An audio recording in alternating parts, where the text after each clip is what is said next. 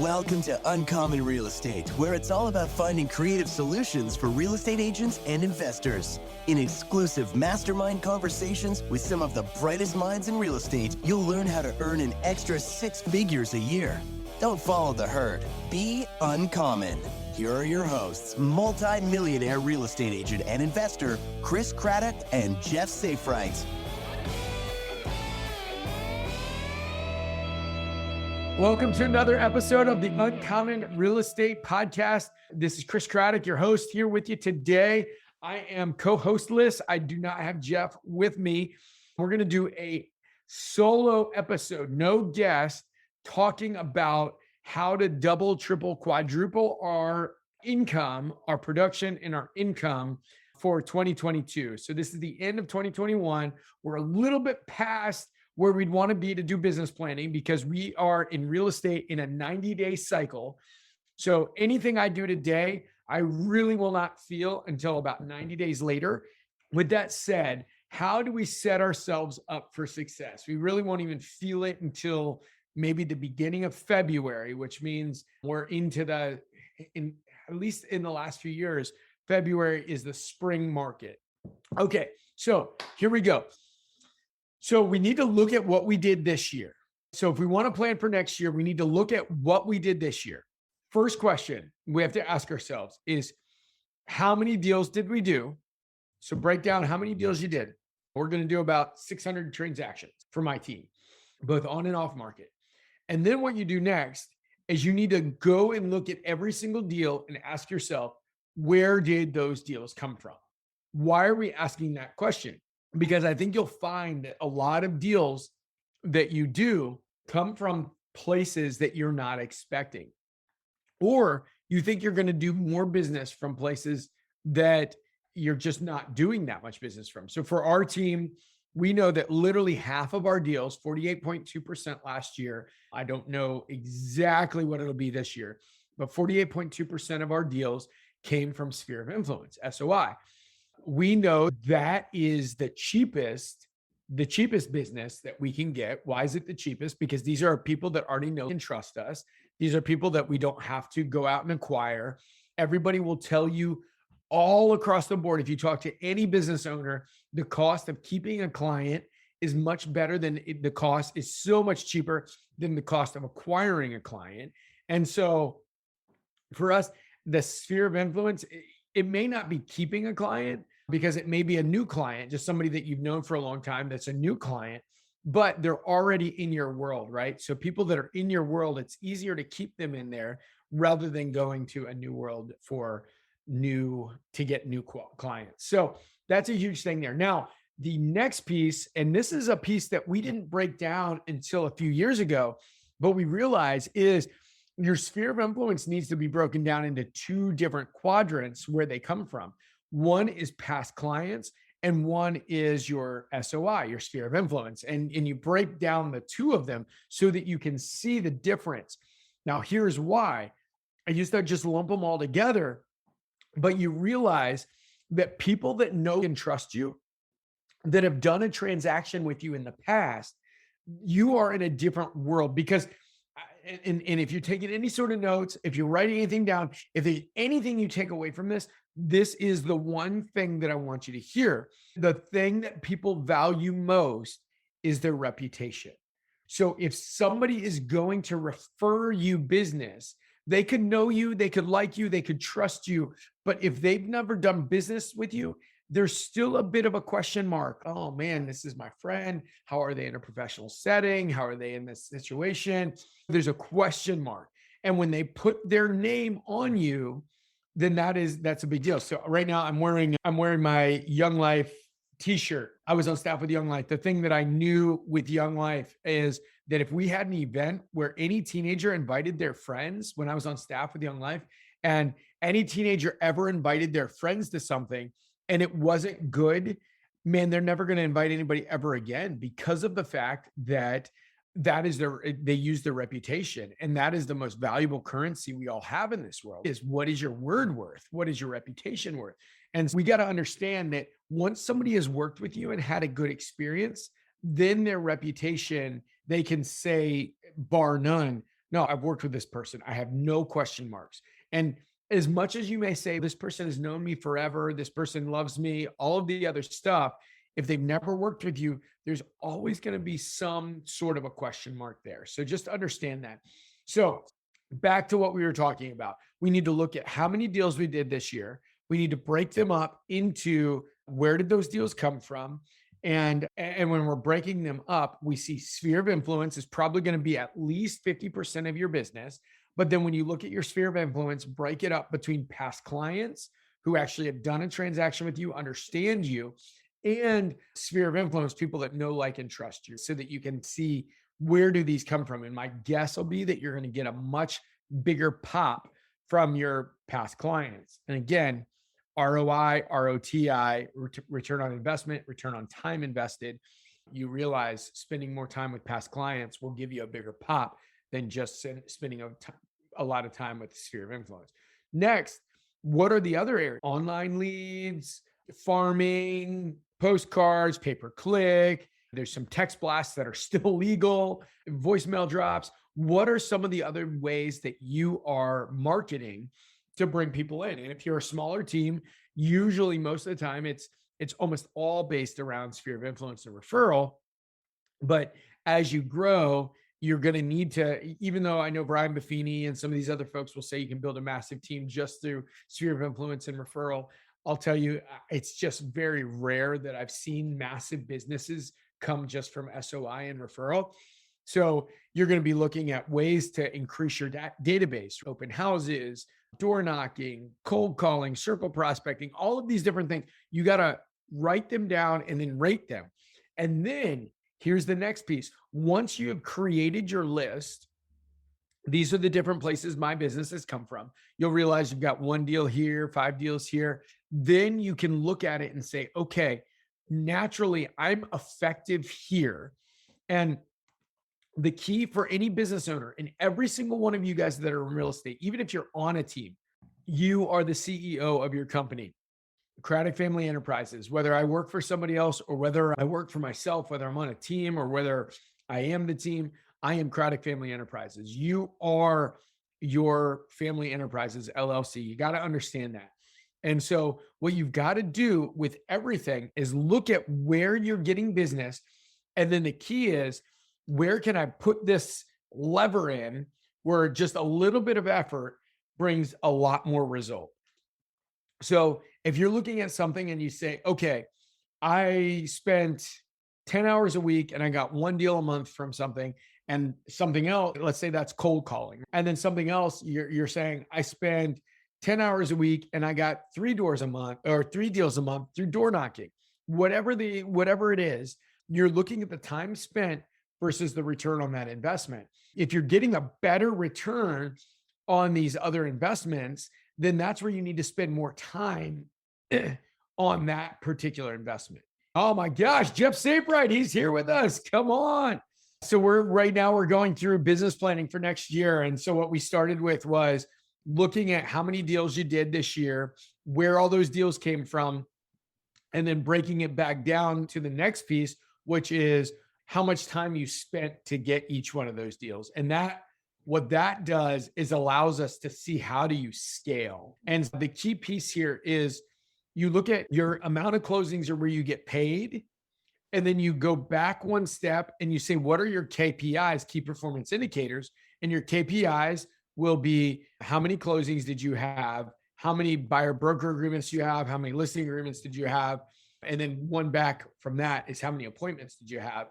And so those are the KPIs that we're looking at: pendings, closings, appointments, buyer broker agreement signed. And then you look at your critical drivers. So your critical drivers are what dictates your KPIs. And the critical drivers are, how many phone calls did I make? How many texts did I send? How many social media messages did I send? How many doors did I knock on? What are the things that created the results that I'm looking at? Because KPIs are lag indicators, which means there's stuff that happened in the past that's going on now. Critical drivers are things where if I do these things, I know in the future, it's predictive indicators. I know in the future, these things will happen. So Jeff, with some of that stuff going on, what are the things that as you look at your business, because you jumped in and had success really quick from the very beginning, what are the things that you see? And then we're going to get into some stuff, some homework here in just a second. But what are some of the things that you've seen in your business? When I do X, Y happens, versus we've all been there where you put in some like effort and you don't get a good result. Where are the places where you tend to get the best result for your time? I'm going to say two. I'm going to say one that people love, and then I'm going to say one that people hate. All right. So the first one is social media. When I am, and to be completely frank, I'm on and off of my social media game. And some of that is due to time, but other of that is due to the fact that I'm still overcoming my own ego to a degree, in the sense of every once in a while, I'm like, I don't want to be that guy that's on a social media and he's just about real estate. I want my friends to be able to see me. And so anyways, long story short, when I am posting regularly about real estate and the things that I'm doing in real estate, the successes, the closes, the under contracts, the inspections, etc. When I'm posting about what I'm seeing in the market, some of these different things, the more that I'm posting on social media, there's this almost, is it centripetal? What's the, where it's like, where people are attracted to me, where they begin to draw themselves to me in regards to their real estate needs. And so that's one that the more that, and it's not posting 5 times a day about real estate, but when I'm on that rhythm and that routine, that the more business I tend to get from that. And that's the easy business. That's the business we love, is when I call you up and I'm like, hey, Chris, my wife and I we're thinking about selling our house. And man, it's like, it's so much has already been accomplished in that phone call. So that's one. And that's an area where I want to be consistent for an entire year, and not just consistent for 3 or 4 weeks and then I'm off my game for 3 or 4 weeks. So that's one. I think that's the one that everybody will like. Get on a rhythm, get on a routine, and make sure you post regularly. Doesn't mean 5 times a day, but maybe 3 to 5 times a week. And I know we talked about it often. Belle does it great with her under contract, home inspection, close, celebration. Very few in the business do social media better than Belle does. I think you can go to Instagram. It's @buywithbelle. Check her out there. She's awesome with that. Number 2, the one that everyone's going to hate is the phones. Get on the phones, make your calls. There's this weird thing that happens that when I get on the phone and I make my calls, business is created. So I, like everybody else, and it's funny, I have to get myself amped. I have to get myself in the zone, but every time, it never fails. I will say this. It never fails that when I spend my time on the phones lead generating for a week, that I don't produce business. Like I can't remember the last time that I actually did what I was supposed to do when it came to getting on the phones, that I did not produce business. And so I think those are the 2 things for myself as far as leveling up. And when it comes to, performance indicators, when I do X, Y happens. And see, the best part about what you just said right there was there's 2 pieces. One is you're being self-aware, where knowing I have to jazz myself up. I have to get ready for this. But the reality is you be able to directly trace back some stuff. So social media, you can directly trace this back and say, okay, this person came because of some post in social media and they responded to me. And that's where this deal came from. I can directly post, I made these calls and this is where it came from. So then we're no longer moving based on emotion. And that is, I'll tell you, that's the difference between high level and low level business people. And it's okay. We all start at a low level and then we have to level up, but just understand new levels, new devils. And so here's the new devils that we've got is, in order to level up, we're going to have to take the time to track where our time got the best results. And if we don't spend that time, and please, it's not lost on me. Look at this. I'm just going to share with you guys some stuff. Boom, boom. All right. Pieces of paper with tons of little, here's another one. Boom. Just all these things that need to be done that are not like, it's not pretty right here. I just have these like scrap papers where I'm like, okay, this is important, this is important, this is important, as I'm going through my day, like writing these things down. But as I level up, I'm not just writing these things down, but then I'm starting to later evaluate them and put in things that need to happen. And for those that are just listening on the podcast, what I did was showed all of these scrap papers, these papers that are all sticky note papers, where the day goes by and I'm like, oh crap, I got to call this person. I got to deal with this. I got to handle this. And I write it down. I'll tell you, as I level up, I realize that all of these things, when I write them down, they're all created equally, but they're not. Some of these things will give me a much higher return on what I'm doing. Some of these things will give me a lower return. So then I have to look at them, spend some time and say, okay, this is important. This has to be done. This is important. These things can be pushed. These things can be pushed. And that's part of that leveling up, is you're better at using your time. You can't use your time better if you haven't taken the time to record that. And then I'm just going to share with you one of the things that we've decided to do this year, and I'm probably going to do a big push for some folks to look at this, assuming things continue to go well. But we just spent a lot of money on Sisu. The reason we spent the money on Sisu is so that we can track a little bit better. With just one of our agents alone, when he went through and caught up on everything to be caught up on Sisu, he got 6 listings out of that because he just caught up on everything. But he also realized that he lost a number of listings and a number of deals because he wasn't caught up on his numbers. But the best part about it is now we can track and say, bing, bang, boom, these are where the business came from. So that is the really key there. But we're salespeople. We hate this stuff. We love just let's move. Let's like our butts on fire and we're running like so fast. That's what we like to do, make deals happen.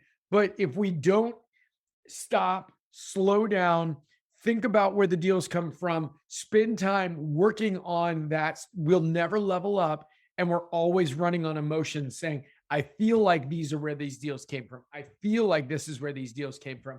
And as long as we're just going on our feeling, we'll never be able to level up, because you don't see high level executives that go based on feeling. They go on data and feeling. It's both. But without lack of data, we just got an incomplete picture. And I'll tell you, I know, I don't know everybody listening, but I do know everybody listening because I know the business you're in and I know the type of people we are. And very few of us, there's a couple unicorns out there, but almost everybody hates the admin stuff that it takes to be able to look and see where did these things come from and stay caught up on our admin side. So it's not dollar productive, but it's definitely dollar destructive if we don't do it right. So Jeff, what do you think about that? You know how much I love admin work. I'm probably one of the more organized of agents when it comes to administration. My problem is I spend too much time in admin and not enough time in sales. But no, in all seriousness, everybody that's been in the KW world or anybody that's a Gary Keller fan is very familiar with the one thing with Jay Papasan. And I love the idea of the one thing. The problem with the one thing, in my opinion, is that we never quite get to the one thing. And I read the book probably 2-3 years ago. I don't know exactly when it was, but I'm always trying to figure out what the one thing is. And to be honest, over the last month or two, what I've really realized, the one thing for me, that domino that's going to make everything else easier, or what's the word? Easier or irrelevant, whatever the necessary. Yeah, unnecessary. That's right. It is, for me, it's organization. It is admin, it is looking at these things, right? Because we spin our wheels, we do this, we lose so much time. And I look at it, right, oftentimes, and if I know what my key performance indicators are, if I know what my KPIs are, if I know where I'm most productive, then I can zero in and go straight to those things, get those things done, and then move on. But oftentimes we spend 3, 4, 5 hours a day doing 30 minutes worth of work because we're distracting ourselves, because I'll admit it for myself. I get caught up on my phone. I get caught up on Facebook. I'm just so thankful that a person wants to talk to me. So I'll talk to them for an hour when really that should have been a 10-minute phone call. It's like the more you know your numbers, the less you actually have to work. If that's your goal, you can either work less or you can be more productive. So if you're saying like, I want to earn 7-figure income, know your key performances, and then now you can spend all that time actually working in productive hours. Or if you're saying, man, I love the fact that I can sell 25 homes a year and just do that. Well, if you know what your key performance indicators are, you can wrap those things up in 2 hours every morning. And then you can move into the rest of your appointments and whatever else that you want to do. At least for me, that's something that I'm really trying to narrow down on. And one way that I'm doing that is, and then I want to get back to what I think is possibly a life hack for the phones, is I want to have an end of the day meeting with myself where I want to review what I did, what went well, what didn't do well. But then I also want to schedule my next day. Because one of the things that I absolutely believe, and I was taught a long time ago, is that your next day starts when your previous day ends. So my day doesn't start when I wake up on, what is today? Today's Thursday. My Friday doesn't start Friday morning when I wake up. My Friday starts Thursday night when I end the night. So with that review meeting, going to bed at a decent time, because if I go to bed at 2:00, I'm wasting my Friday. If I go to bed at midnight watching mindless Netflix or whatever movies or shows or whatever, I'm not wasting Thursday, I'm wasting Friday. And I'm trying to institute this daily meeting with myself every night so that I can end my day and start the next day appropriately. That's one of my goals, I guess you could say. That's one of the things that I'm trying to do. And that's hopefully my one thing to get more organized. I don't know if you want to comment on that, but I have what I think might be a life hack for jumping on the phone, something that I've actually found to be helpful for me. Let me throw one thing out and then let's jump on that and then we can take it home. So here's one other thing too. Knowing your numbers. This is one of the keys to knowing your numbers. And this is the way that you can, again, this is why we're doing Sisu, so that we can know our numbers. One of the agents on our team, Teddy, he's massively competitive. And so when he didn't know his numbers, it was a lot easier for him to just let things slide. But when he saw his numbers, he started competing with himself. And I don't know about you. I think most people that are in sales tend to be massively competitive. I know Jeff's not. Jeff doesn't like competition. He shies away, gets all scared. But the rest of us, it's crazy because even me, my truck, like I'll be running late and I'll slam on the gas, go wherever, and it goes down to 15 miles a gallon. And then I'll be driving somewhere else and I'll have time. And I turn on the miles per gallon thing. And I just, like, it's stupid competition. And I'm just always trying to make that click up above 16 miles a gallon in my truck again. And like, it doesn't matter to me, but it's just this stupid, I'm just always looking for little competitions in my life. Yeah. And one of the things that I think the Sisu thing has helped us with a lot. Now first I was an infomercial for Super Coffee. Now it's Sisu. I don't get paid from any of this stuff. It's stuff that I'm liking. But one of the things I like about it is the fact that you can see your numbers. And as competitive people, you can say, oh man, on appointments to convert to closed deals, I'm at 38%. And so then just like the truck and the gas mileage, you can start competing with yourself. I want to get to 39%. I got to get above 40%. But that whole competition for competitive people, it's that drive, because some of it is we want to be the best, like, of everybody else. You're competing against everybody else. But what's even more than that is we like to compete. And it's like golf, lowering your handicap. I want to be the best I can be. And I want to push myself. I know I can get above 50%. How do I do that? And you start, your reticular activating system kicks off and you start pushing yourself to say, I need to close more than 50%. Right now, I'm only at 38%. And so for competitive people, when you know your numbers, and that was the headline of today's show is, right? Like 2022, we need to look at all these things. We need to track these things. And then when we actually look at our conversion rates, competitive people are going to push themselves to be better. But if you don't know, if you're just guessing, which happens to like the best of us, we're like, I think my conversion rate's 60%, but you don't really know because you haven't tracked, then you'll never know that it's actually 38%. And you could get it to 60% if you really focused hard. And if you got it to 60%, all of a sudden you make an extra 100 grand, 200 grand, 500 grand, whatever it is on that. So anyway, Jeff, why don't you, I know you had something else you want to throw out there. And I will just say, for people that don't like the word compete, I don't understand it because, as we all know, I'm obsessed with competition. If you don't like it, if you don't like the word compete or competition, just supplement it with improvement. Everybody should want to improve, and it is a way to improve. But for the phones, one of the things that's helped me, because every once in a while I don't know what it is. something overcomes me and I'm like, I don't want to call. I don't want to make calls. It's scary. It's frightening. People are going to be mean to me. People are going to hang up on me. People are going to whatever. I've done it. I don't even know how many thousands of phone calls I've made at this point, but every once in a while, I'll still have a day. I'll still have a time where it's just like, I don't want to do it. And one of the things I've done, and I thought about doing this myself for others, but Ricky Carruth gets on YouTube and he'll make live phone calls. So you can watch him make live phone calls. And for whatever reason, all I need is 5 to 10 minutes of listening to Ricky Carruth make phone calls. And I'm like, oh yeah, it's not that bad. I forgot. It's like you create this monster under your bed that you're so afraid of. And then you're like, oh yeah, it's just my teddy bear that's under my bed or whatever it is. And it's in Google or YouTube, Ricky Carruth live calling. Get on, listen to him, make some calls. You'll realize that it's not that bad. It's not the monster underneath your bed, or maybe it is because it's not really there. I want to figure out what the legalities are, because I just wonder how he gets to do that. But I would love to do that for others as well. Just get on, make phone calls, let you know, hey, we all get hung up on. People are always mean to us, but hey, guess what? There's always other people that are really nice to us.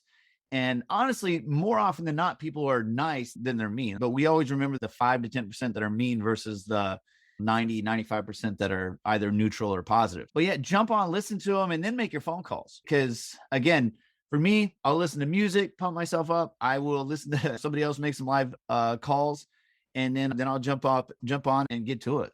So Jeff, in Virginia, you only need one-way consent. And if you are the one way, you can consent to it. In Maryland, you need two-way consent to record. So maybe we do that one time. We get Jeff on and make some calls, and everybody can. This is how we get better. This all the other stuff. So I like that. Let's make that happen here in one of these upcoming episodes. I like that. Hey, you know what would be even better, since we've been talking about competition? We have a competition and see who can set the most appointments on a one-on, one-off. All right. I love it. I love it. Get it. Dude, that's awesome. Hey, as we're past the top of the hour, want to say this from here on out. I want to ask this favor of you guys. If this adds any value to you, anybody listening live on Facebook or on Zoom, or I know the majority of people listen on the podcast afterwards, if this is given any value, please tell some other people in your office, tell some people you're talking to, some of your buddies in real estate, just tell them about this podcast, because it really would be great. Also, heck, we're in the DC, Virginia, Maryland area. So that is one way that you could also say thanks, is if you have any referrals and want to send this way, that would be great. Please send them.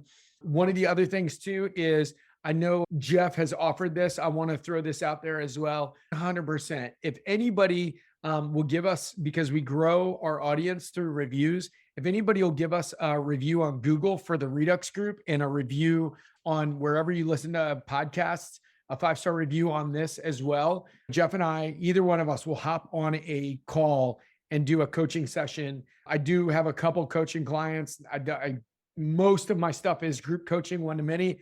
I do have a couple coaching clients. So I love helping people. And I've seen people really succeed a lot through some of the stuff that just minor tweaks. So we'd be willing to hop on a coaching call and help. All we ask is that you give us a 5-star review. Let us know, reach out either on Instagram at CradRock, CRADDROCK, or Jeff will give you his info so that you can reach out to him as well. So Jeff, do you want to take us home and also share how people can get in touch with you? Yeah, absolutely. You can get a hold of me on Instagram at Jeff Saferight. That's Safe, SAFERITE, at Jeff Saferight.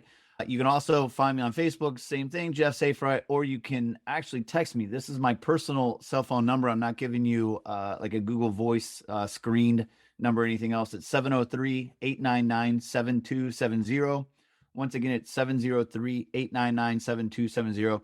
Would love to chat, love to just connect, hear about your business, hear how we could help each other grow, maybe mastermind a little bit in that way as well. So this does conclude another episode of your Uncommon Lunchbox with your host, Chris Craddock, myself, Jeff Saferight.